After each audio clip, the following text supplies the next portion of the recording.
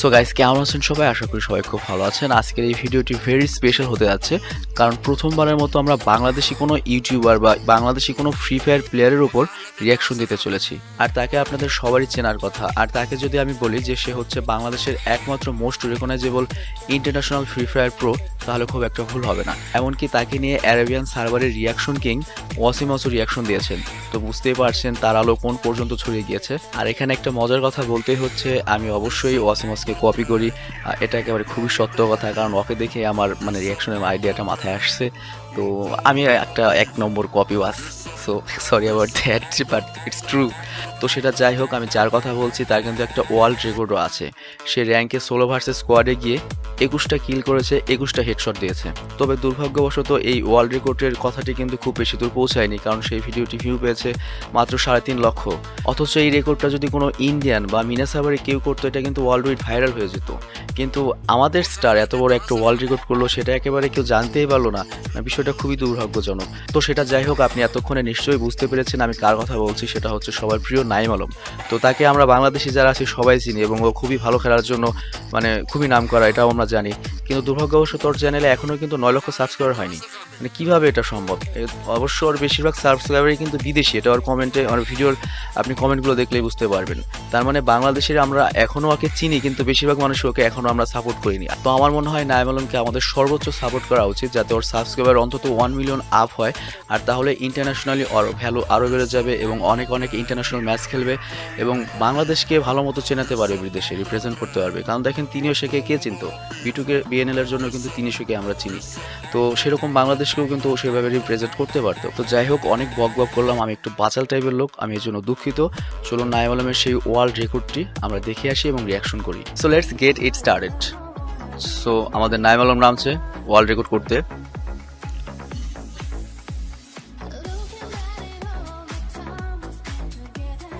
আমার সাথে সাথে লুট পেয়ে গিয়েছে মোটামুটি ভালো, কিন্তু শর্ট রেঞ্জের কিছু পায়নি। খুব ক্লেভার এডিটিং, লুট নেওয়ার দৃশ্যটা খুব দ্রুত টেনে দিয়েছে, যাতে বিরক্তি না হয় আমরা। Clever clever smart editing. Helmet vest okay, P90 আছে শর্ট রেঞ্জের জন্য, একটা স্কার যথেষ্ট। As far as know, Naim Alam হচ্ছে ফার্স্ট হেডশট দেখতে চলেছি আমরা। হেডে লাগছিল ভাই, পরে নাই। এদিক থেকে চান্স নেবে। এই গুলি করছে, ওই ভাই ঘর থেকে গুলি করছে। তার মানে এনিমি দুটো, একটা নিচে আর একটা ঘরের ভেতরে আছে। ওই ঘরেরটা নামলো, আর এনিমি এটা উপযুক্ত সময় উপযুক্ত ডিসিশন নিয়েছে ও। এটা হচ্ছে হাইড অ্যান্ড সিক খেলতে হবে আপনাকে। সোলো ভার্সেস স্কোয়াডে গেলে আপনাকে বুদ্ধি নিয়ে খেলতে হবে। সামনে গেলাম সালমান খানের মতো, কারণ এটা সিনেমা নয় যে পারবেন পরিচালক জিতিয়ে দেবে। যা ফার্স্ট হেডশট দেখলাম, সেকেন্ড হেডশট দেখবো এখন আমরা। এক জায়গা থেকে আরেক জায়গায় মুভ করতে হবে, এনিমি যাতে কল্পনা করতে না পারে আপনি কই আছেন। এখানে এনিমিকে বোকা বানালো, এবার অ্যাটাক। থার্ড হেডশট দেখবো। হ্যাঁ, থার্ড হেডশট। এটা হেডশট ছিল, আপনি যখন একবারে লাস্টে দেখতে পাবেন একবারে 4টা হেডশট। এটা একটু কনফিউজিং, আপনার মনে হতে পারে হয়তো হেডশট হয় না, বাট এটা হেডশটই ছিল। ফার্স্ট একটা হেডশট ছিল।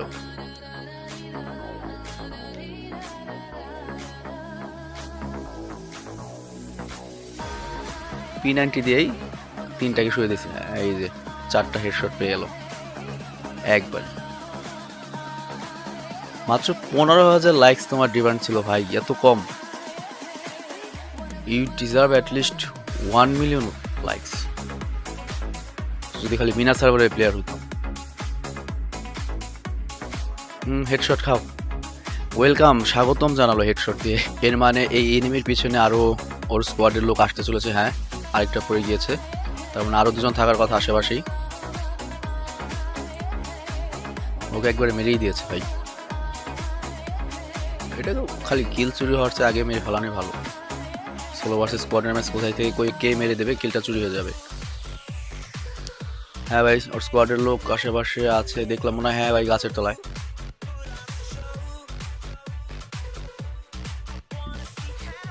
বহুত স্কার অনেক ভালো চালায়, আর হাতে তো MP40 চলে এসেছে, কারণ as far as I know Naim Alam হচ্ছে MP40 king.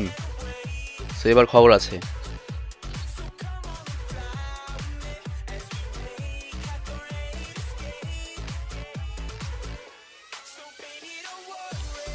He is one of the best mobile player. No hack, no macro, পুরো ন্যাচারাল খেলা ভাই। মানে একেবারে অবিশ্বাস্য কিছু না, কিন্তু ন্যাচারাল এবং সুন্দর গেম প্লে। মানে আমি বোঝাতে চাচ্ছি যে অন্যান্য সার্ভারে যেমন দেখা যায় একেবারে অস্বাভাবিক খেলা খেলে, মানে দেখে মনে হয় কিভাবে খেলতেছে, কেমনে খেলতেছে, সেরকম না। খুবই ন্যাচারাল খেলা, মানে বিটুকের মতো খেলা, একেবারে ফুললি ন্যাচারাল এবং পিওর বাংলাদেশের বিটুকে।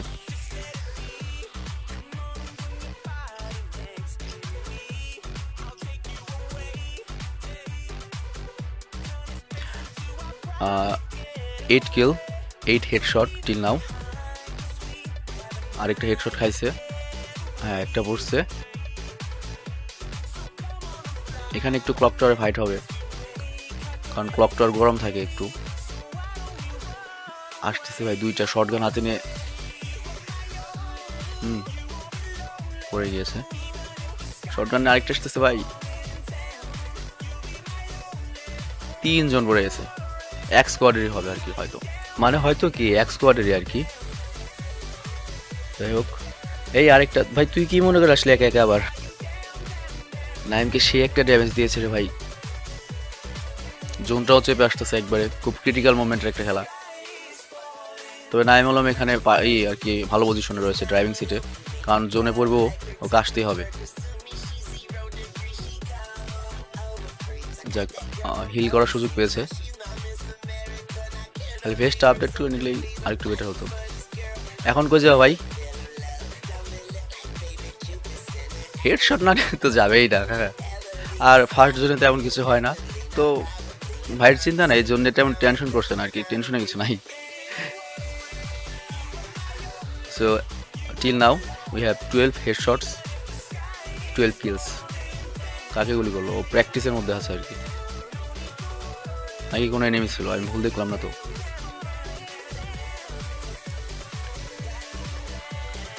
হ্যাঁ, অলমোস্ট জোনে চলে এসেছে।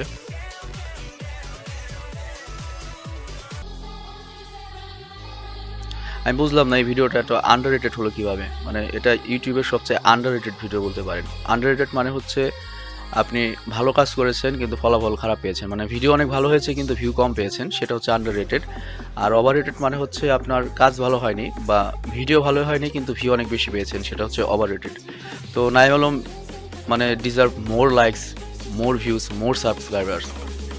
আমি উচ্চারণ করতে পারছি সাবস্ক্রাইবার্স কথাটা, যাই হোক পারছিলাম মনে হয়। এনিমি ভাই, এখানে এনিমি আছে, এখানে স্কোয়াড আছে একটা ভাই, চারদিকে শত্রু ভাই, চারদিকে শত্রু। একটা, দ্বিতীয়টা, আর তুমি সামনে চলে এসো ভাই, এমপি 40 আছে ওর হাতে, দেখো না।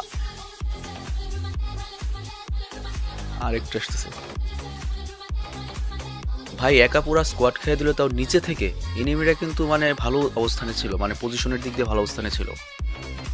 ফেস্ট আপডেট, এসপিও কমপ্লিট, 16 কিল টিল নাও।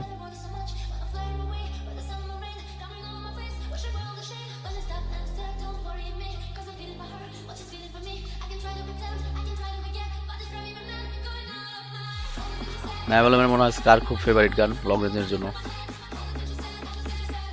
কিন্তু ও লং রেঞ্জে একেতেও খুব ভালো ভালো খেলে আর কি। যারা ভালো খেলে সবটাই ভালো খেলে।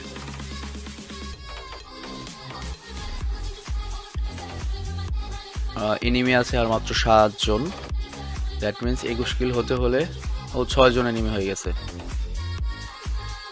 আর 5টা কিল দরকার। আমি তো এনিমি দেখলাম না।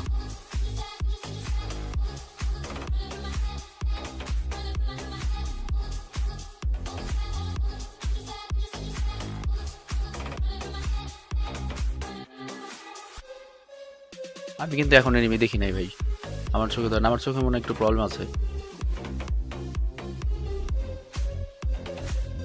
মানে easy practicing or something else. না, এনিমিকে ডাকছে। আমি আসলে মানে এই ম্যাটারটা বুঝতে পারিনি, আমি আসলে ফ্রি ফায়ারের নতুন তো। আপনারা আমাকে দয়া করে কমেন্টে অবশ্যই বিষয়টা বোঝাবেন, ঠিক আছে?